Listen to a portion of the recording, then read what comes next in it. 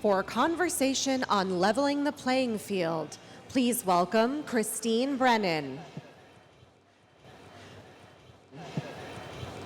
Briana Scurry,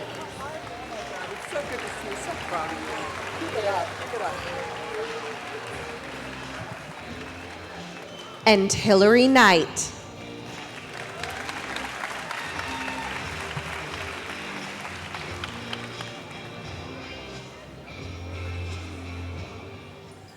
All right, well, this conversation, while still on the theme of athletes and activism, we're going to talk specifically about some of the challenges and issues involving women's sports. And we talked in the first panel about people who were involved in protests of the past, mostly.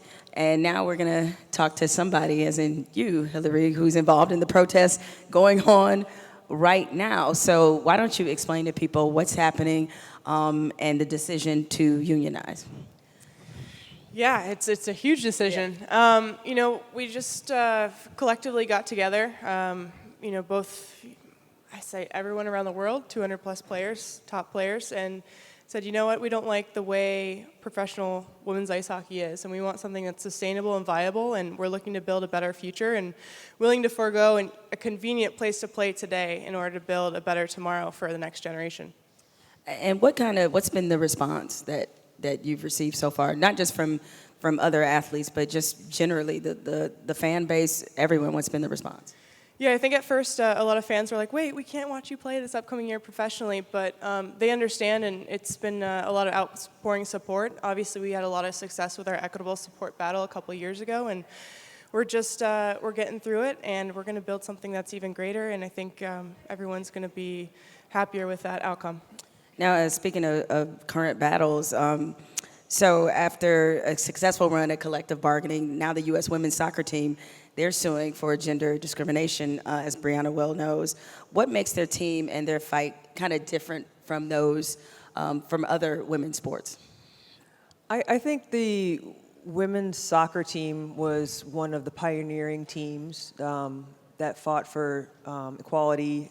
I remember when we were playing myself in the 99ers 20 years ago, we felt it was important to not only move the envelope for ourselves, but also for all the players that come behind us. And so our battle was, you know, we want 2 massage therapists like the men have. We want childcare paid for. We don't want to be in the middle seat on the airport and the airplane, that kind of stuff.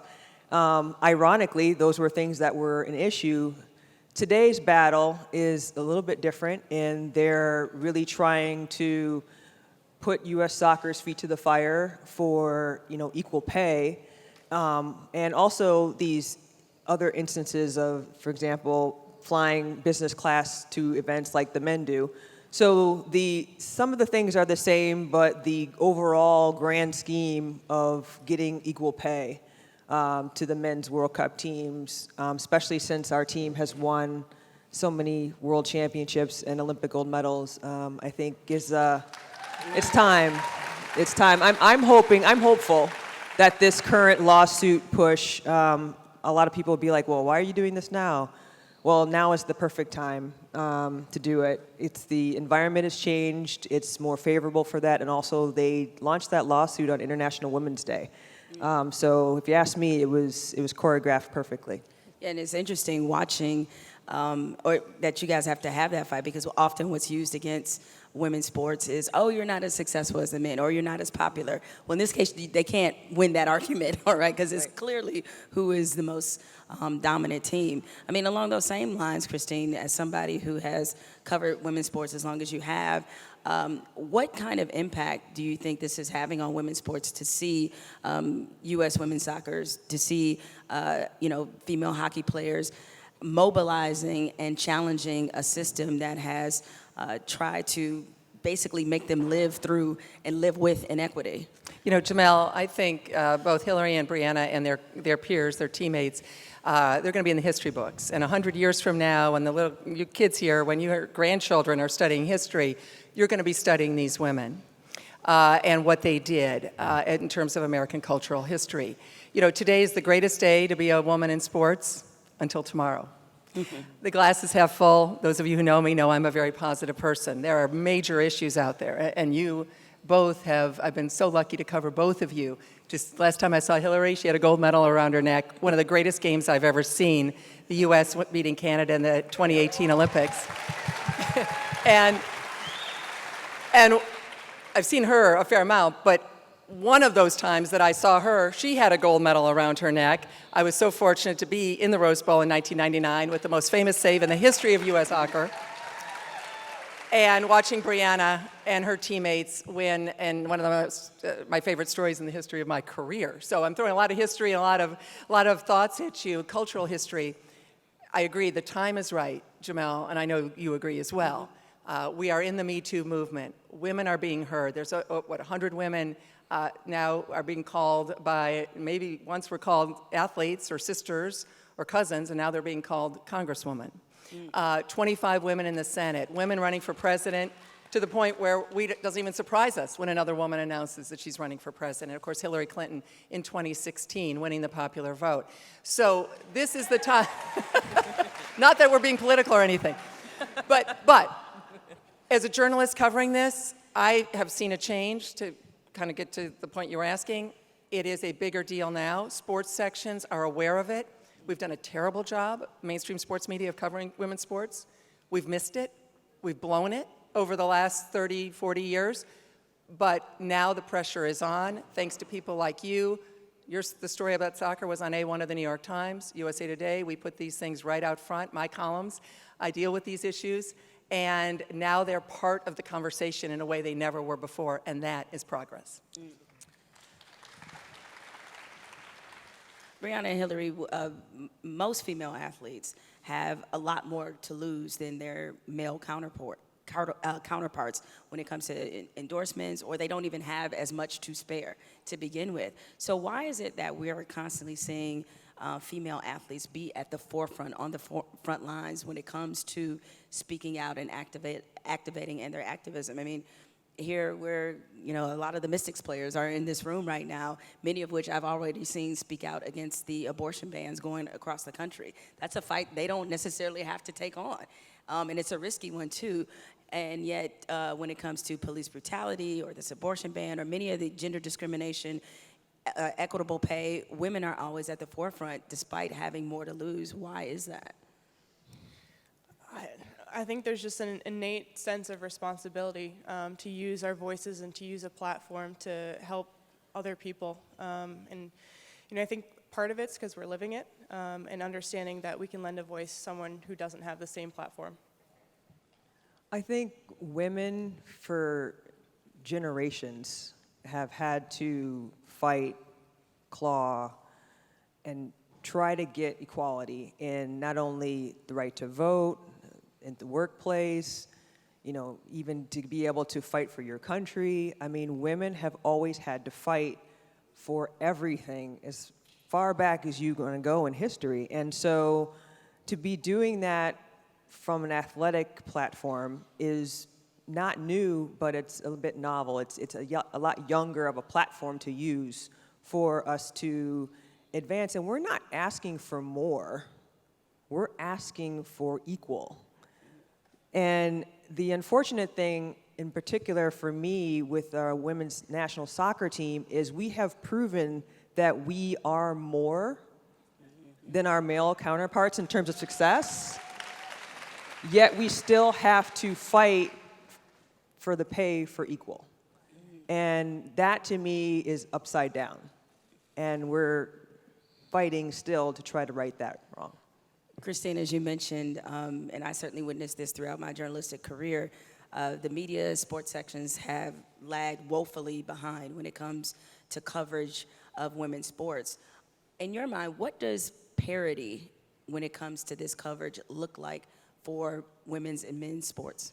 It's a great question, and you and I both, and Jemele is, I've known you for a long, long time, since you were just starting, and I couldn't be prouder of what you're doing and how you're doing it, and all of this event, and to see all of you. I mean, these weren't happening, right? This wasn't happening. So just the fact we're talking about these issues. In a weird way, social media is hammering some sports editors and pointing these things out in a way that phone calls couldn't. You know, probably, maybe even for you too, or for your teammates, a mom or dad would have called the local paper and said, why aren't you covering my daughter's high school soccer team? I don't know if that's the case, but certainly it was happening when I worked at the Washington Post. We'd get occasional calls. Why aren't you doing the equal coverage for the girls as the boys? And then, of course, the men and the women. I mean, now part of it is you've got pro teams in cities entrenched. And Jemele, you and I both covered a lot of men's sports, too. So we get that. You're not just going to have the Washington Post, when I was there, immediately overturn and do 50-50 coverage of women's pro sports, because you didn't have 50-50 in terms of that. But to not cover it at all, or to ignore it, and where the things really were happening would be, for example, here we are in D.C., Maryland women's lacrosse and Maryland men's lacrosse. And I happen to know because I went to the Maryland women's lacrosse game because I'm a Northwestern Wildcat, and Maryland took it to us. But the point is, if that coverage is not equal, because those two programs, in fact, Maryland women win more than the Maryland men, but if that coverage isn't equal in local media here, on TV, on radio, all of you should be picking up the phone or tweeting or whatever it might be to tell them you noticed that. Because one or two phone calls or one or two tweets can really be kind of like an explosion in a way in terms of waking people up. And it is noticed in a newsroom. So I do think, as bad as Twitter can be in terms of trolling and the awful things that are said, especially to women, especially to people of color, that's a whole nother issue and a whole nother seminar and topic. But I do think if you are on Twitter, let me just make it really personal to your question, Jemele. If you're on Twitter, if you're on Instagram, Facebook, whatever, if you've got email, and you see something you don't like in the media, send a tweet at whatever, or email that person. Or if you don't know, email me and I'll try to help you figure it out. You can find me, my website is just my name. And let them know you're out there and you noticed it wasn't equal. And I think that's where we're seeing an increased awareness and a voice that people, of course, didn't exist 20 years ago. It's being used for so many bad things, Twitter, of course, but there is good in it, and try to take the good in it and use it to get the word out and let those sports editors and sports directors all around, wherever you live, let them know you're watching and that you will be a consumer, especially if you're a younger kid here in the room, a young woman. You're going to be a consumer, and you're going to be a consumer for the next 60 or 70 years. They should listen to you. Just a reminder, if you all have questions, you can go to slido.com, and they'll pop up on this wonderful screen, and it will be addressed here on the panel. Christine, you've also been one of the leading journalists when it comes to covering Title IX and what that impact has been. As there are continued battles over Title IX, what do you think that means for the future of women's sports? I think Title IX is the most important law in our country over the last 47 years. Now, I know there's a lot of competition for that title, but I do. And I think we're just beginning to see the benefits of it. And I'd love, it's your panel, Jemele, but I would also love to hear what both of you think about this, which I'm guessing that's where you were headed with this. But for me, we, again, haven't even begun to see. I mean, the 10-year-old today, when she's 50, first of all, there will have been women presidents in this country, guaranteed, in the 30s and 40s, for sure, if not the 20s, not 2020. There will be 50-50 in the House and 50-50 in the Senate. There has to be. Because this demographic, this wave, this Title IX wave, is just cresting over the country. Again, I'm very optimistic. I know there's issues, believe me, I do. But, so I think that Hilary and Brian, when you guys are, looking back on your lives, I just can't help but think that we're going to look at all these women who are CEOs of companies and running universities and running the country and president and whatever, and the common denominator for all these young women will be that they played sports because of Title IX. Not that I think Title IX is a big deal or anything. I don't know. What do you think about that? I couldn't agree more. For me, I know I'm a huge benefactor from Title IX, and I couldn't be more honored and humbled to actually be the representative for Title IX in the African American Museum as well. And if it wasn't, once again, it goes back to the initial thing we were saying about how women have to fight. That Title IX had to be enacted, it had to be passed, it had to be enforced, because to pull for equality. Otherwise, we wouldn't be here probably. I know I wouldn't be if I wasn't the benefactor of that. And so I think it's incredibly relevant, and it's just now that you're seeing the fruits of that labor. And like Christine said, in the next 10, 20, 30 years from now, you're going to see a lot more of that. And I think it's going to always be relevant, and I think as time goes on, it'll become more so. All right, well, we have our first question, and I'm going to open it up to everyone here on the panel. How can men help our female athletes fight for full equality and equity? Excellent question. Just lend a voice and support. Turn on your TV, use social media. All voices collectively are extremely powerful, and I think it's fantastic. I think one of our successes in our equitable support battle in 2017 was how much we were supported by the NHL players, and something that we weren't necessarily asking for the same amount of money support or financial support. However, lending their voice to what we were trying to do definitely helped move our support closer to what we needed in terms of marketability, visibility, and also resources. I think men are a huge component of this, because the men are the ones with the keys. They are the ones that have all the gold. They are the ones that have the power. And so for women's soccer in particular, it's important for us to get the support of our men's national team players, but it's also important for us to get the support of board members, people who are sponsors, the CEOs of the Nikes and the Snickers and the Budweisers of the world, to stand up and say, you know what, I support your sport, and I support not only soccer, but I support women's soccer, and that's one of the reasons why a sponsor comes on board, because they want to be with a winner. And I think that's important. And so men are crucial to help move the envelope for women's equality in women's sports in particular.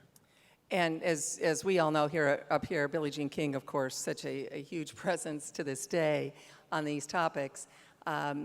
Billie Jean has always talked about the dads being the greatest feminists of all, because once they have daughters, and we hope it would be before they had daughters, but it's okay if it takes having a daughter. And some of the younger people in the arena wouldn't necessarily know this, but there were times when someone had a baby and the man, the father, would go back to work, and all of his friends would commiserate. Oh darn, it was a girl, right? You wanted a boy to play sports with, and it was a girl. I'm talking about like the 50s or the 40s and 50s, the 60s. That was happening a lot.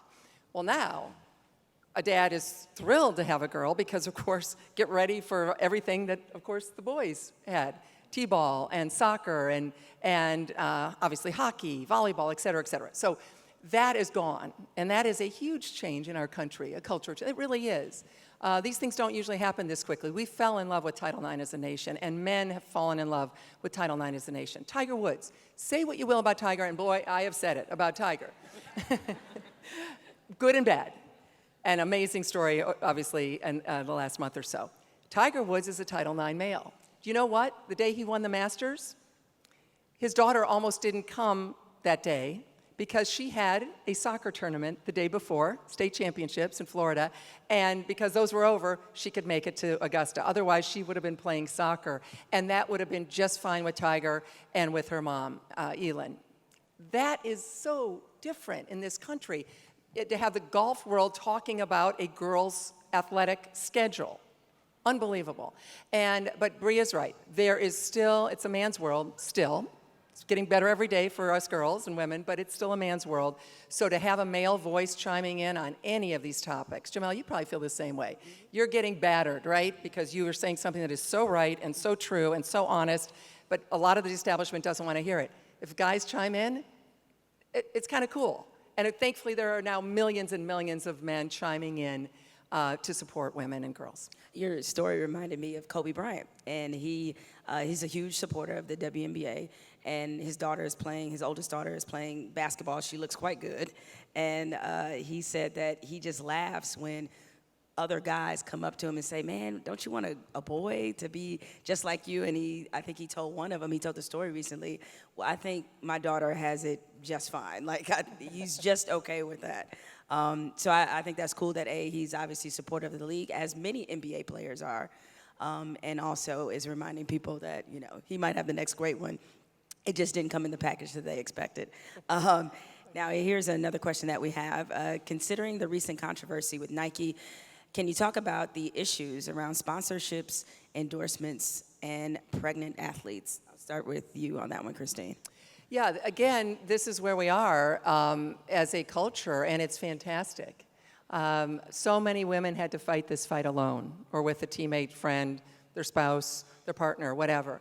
And to think, and you both may know people, so I'll defer to you in just a second, but as the world view, like the journalist view, it is just, it's a long time coming, took way too long.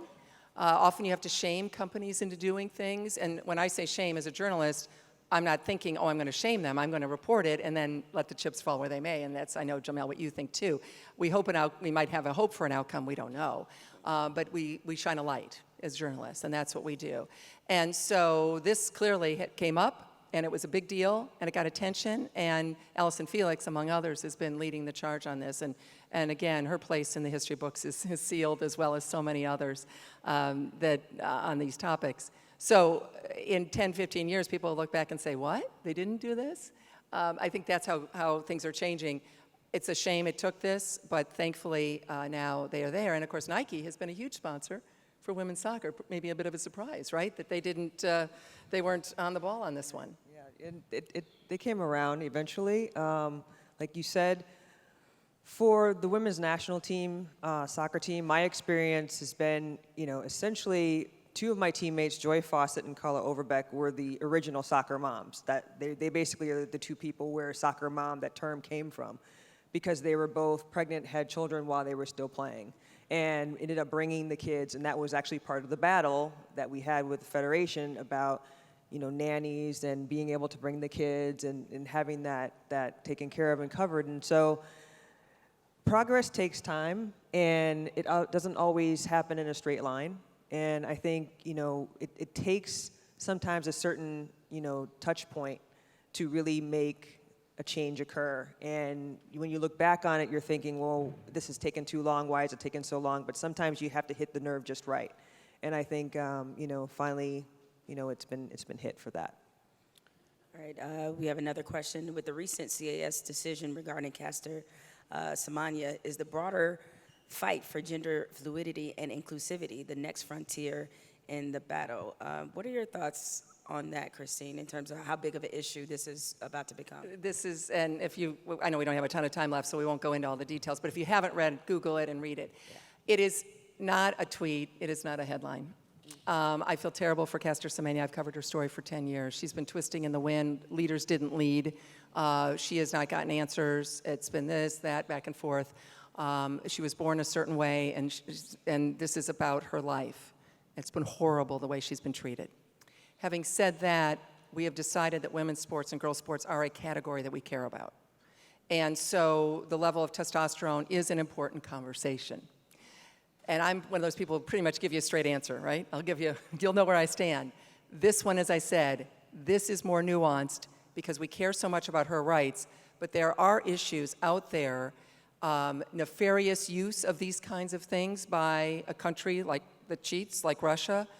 I have no idea what's in the future, but we do need to be very aware of how much we care about testosterone levels. People say, well, Michael Phelps had the big wingspan. Well, we haven't put wingspan or foot size as a category we care about. If we did, Michael would be in a different category than others. But women and women's sports we want to protect. So testosterone is an important marker in that conversation. Again, having said that, Caster Semenya has been treated horribly and is a hero, and my heart goes out to her. Okay, we have another one. Why do more people attend boys' games and not girls' games? Hilary, would you like to tackle this one? Yeah, sure. I think it's a visibility issue. A lot of the times, and I'll just speak from experience when I was continuing to play for the U.S. team, people didn't even know we were in town playing. And I think that's such a great missed opportunity. And part of that is marketing, but it's, we've found other avenues to kind of combat these issues, and hopefully that's going to change moving forward. But having a set platform, knowing when we're going to be in town, whatever sport that is or whomever's on stage, it's extremely important. Briana, you have any thoughts on that? Yeah, I think I always like to come back to the beginning on questions like that. So if you have 100 seeds and you're planting 98 of them on one side and you're planting 2 of them on the other side, where are you going to have more growth? Are you going to have more growth on the 98 seed side or the 2 seed side? So with our team, women's soccer, that was always our argument, similar to what Haley said, because you're not seeding the field properly. You're not giving them the marketing dollars. You're not telling people we're playing here. You're not broadcasting the team is coming. You're not putting all that money into development.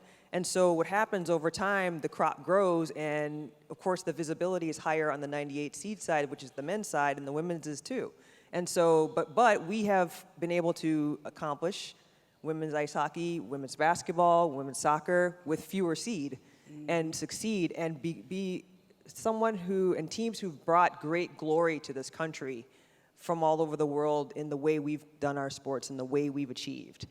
And all we ask is equal to seed. Can you give 50 on one side and 50 on the other and then see what's going to happen? And I think that will definitely level out the scale. I'll just add a nickel to this, is that I also think it's important that you judge women's sports relative to their history and where they are, as opposed to always making growth in male sports the comparative example. As Christine mentioned, Title IX has only been along for 47 years, but the WNBA has been in existence for 20 years. Look at where men's sports were after 47 years or after 20 years, and compare it to that, as opposed to comparing it to entrenched billion-dollar industries who over time have been able to build a fan base and build an audience. Certainly the marketing and all that stuff is hugely important, but I also think sometimes women wind up taking unfair and unnecessary criticism because they aren't as, quote, far along, when the comparison shouldn't even be there, given the structural things are already in place for men's sports. Anyway, that is our time. A round of applause here for this wonderful panel.